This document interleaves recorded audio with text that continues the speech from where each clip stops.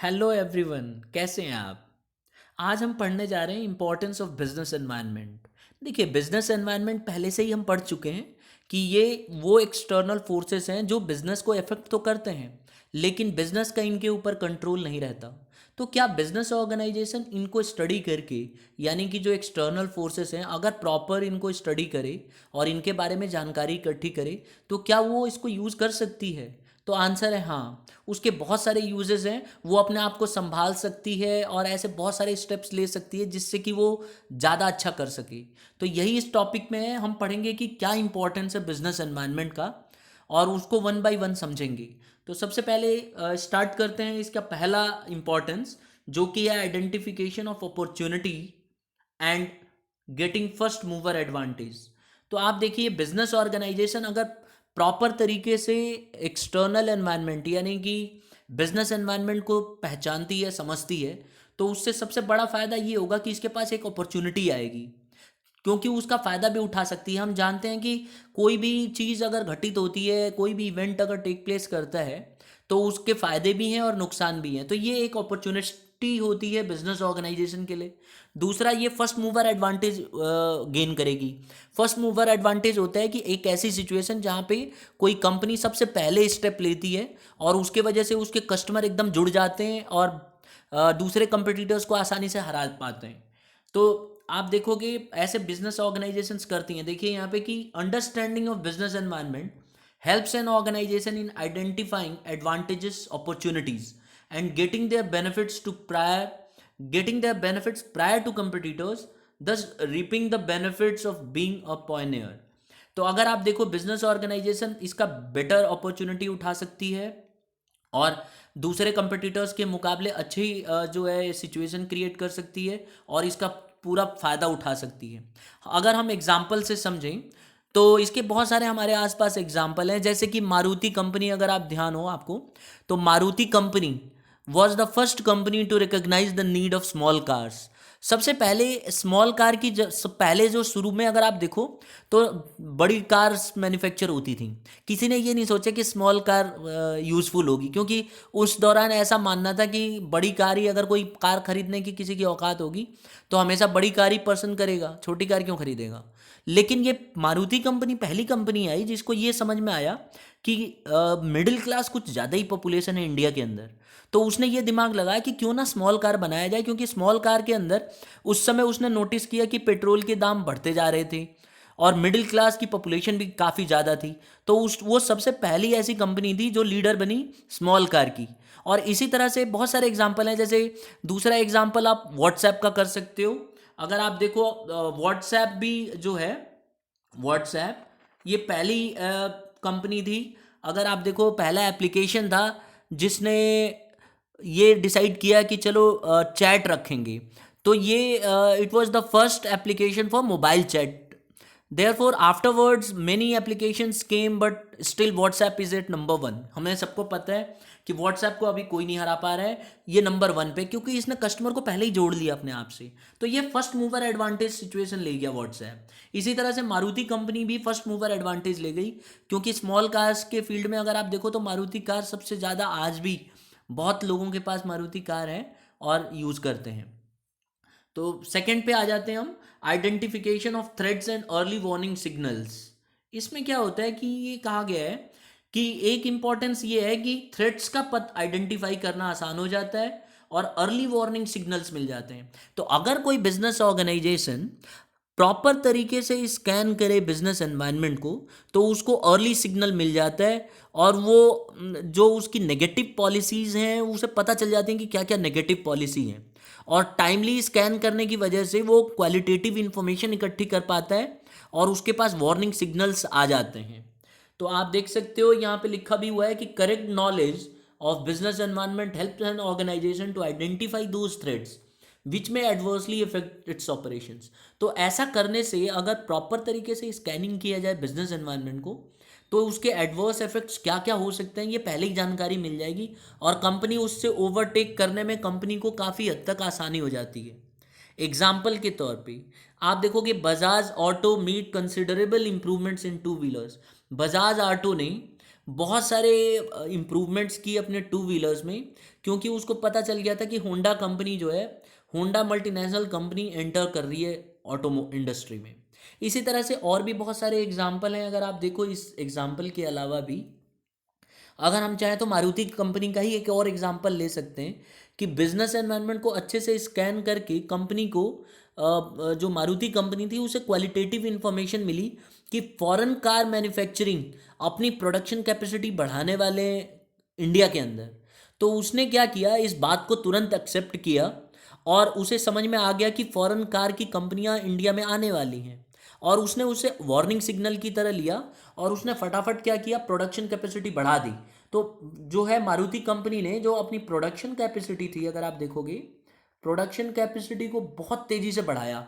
In fact इसने 3 गुना कर दिया और इतनी तेज़ी से बढ़ाया कि इसने ये डिसाइड किया कि हर एक जो इसके कस्टमर्स होंगे जैसे ही कार की डिमांड करेंगे उनको प्रॉपर टाइम पे प्रोवाइड कराया जाएगा। इतना ज़्यादा प्रोडक्शन कर दिया उन्होंने, क्योंकि बेसिकली आज भी आप देखोगे कार अगर हम परचेज करते हैं तो हमें पहले ऑर्डर देना पड़ता है, फिर उसका एक वेटिंग टाइम होता है, फिर उसके बाद हम क्लेम करते हैं।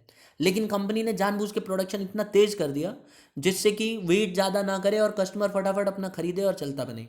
तो ये काम किया इसने। तीसरा हम एडवांटेज देखेंगे यानी कि इंपॉर्टेंस देखेंगे, टैपिंग यूजफुल रिसोर्सेज। देखिए अगर कोई बिजनेस ऑर्गेनाइजेशन प्रॉपर तरीके से स्कैनिंग कर रही है बिजनेस एनवायरनमेंट का, तो उसके पास वो अपने रिसोर्सेज को प्रॉपरली टैप कर पाएगी, यानी कि जो भी रिसोर्सेज की ज़रूरत होगी, जो भी रिक्वायरमेंट्स आएगी इनपुट की आउटपुट करने के लिए, वो अवेलेबल करा पाएगी। तो आप देख सकते हो business environment make available various resources such as capital, labour, machines, raw materials etcetera to the business firms. तो अगर कोई प्रॉपर तरीके से स्कैन करे बिजनेस एनवायरनमेंट को तो उसको पता चल जाता है कि किस तरह के रॉ मटेरियल्स बिजनेस में चाहिए। अब एक एग्जांपल से समझते हैं। देखिए अगर कोई बिजनेस ऑर्गेनाइजेशन, जैसे आज की डेट में अगर हम देखें तो एलईडी टीवी और 3D टीवीज़ की बहुत ज़्यादा डिमांड है। एलईडी टीवी, अगर आप देखो एलईडी टीवीज़ और 3D, ये जो टीवी हैं इनकी बहुत ही हाई डिमांड है। तो इनके लिए रॉ मटेरियल कौन कौन सा चाहिए, वो रॉ मटेरियल इकट्ठा करने में लगी हुई हैं कंपनियां।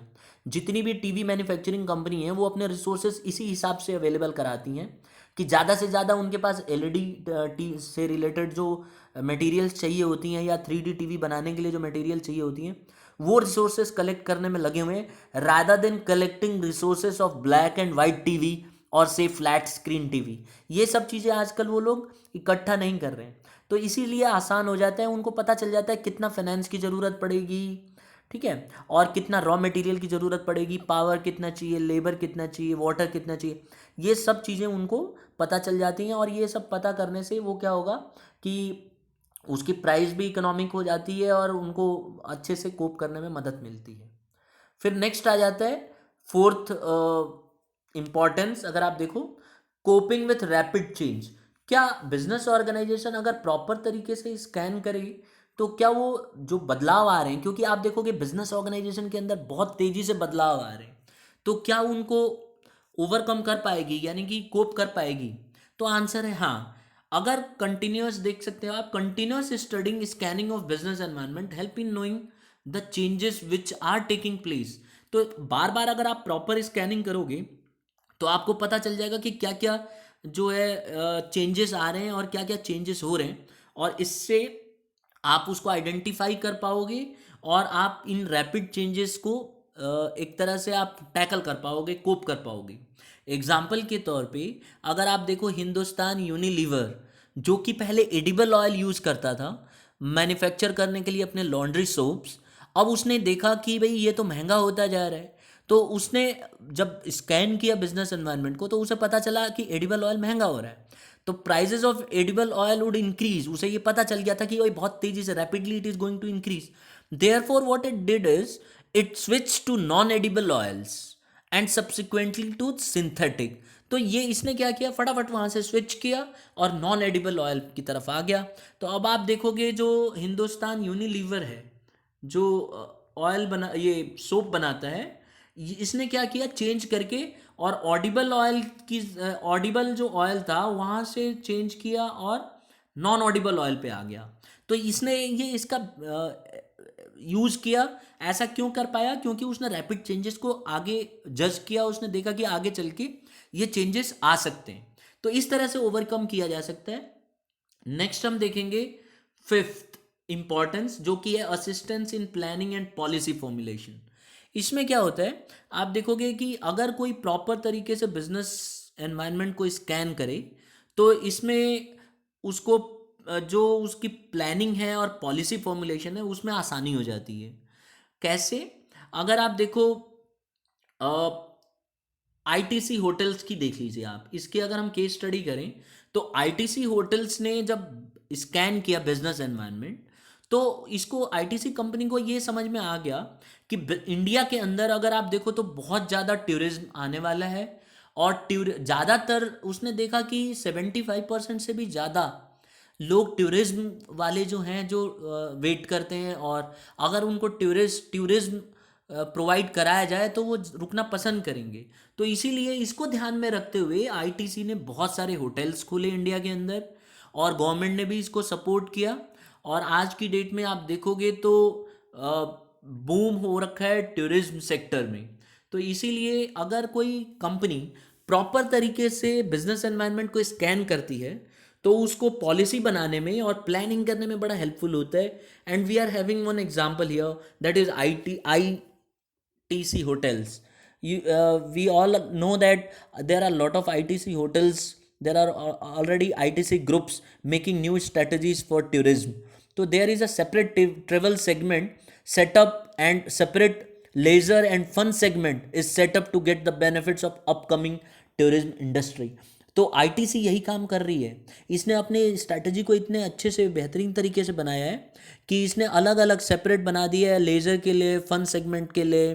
और आप देखोगे अलग अलग इसके होटल्स हैं, और जितने भी टूरिस्ट आते हैं उनको जिस तरह की सुविधा चाहिए हर तरह की फैसिलिटी उनको प्रोवाइड किया जाता है। इसके वजह से हुआ क्या है कि इनके होटल्स जो हैं बहुत ही ज़्यादा प्रॉफिटेबल हो चुके हैं, और हर कोई इन्हीं के ग्रुप में आना चाहता है। और इनके आप देखोगे बहुत सारे जो बड़ी बड़ी कंपनियां हैं रजिस्टर्ड करा लेती हैं और अपने एम्प्लॉयज़ को भेजती रहती हैं, क्योंकि ऑल ओवर द वर्ल्ड ये छाए हुए हैं। और फिर लास्ट में आ जाते हैं हेल्प्स इन इम्प्रूविंग परफॉर्मेंसेस। अगर आप सिक्स्थ इंपॉर्टेंस देखो इसकी, कि ये क्या करता है, इम्प्रूव करने में मदद करता है परफॉर्मेंस को।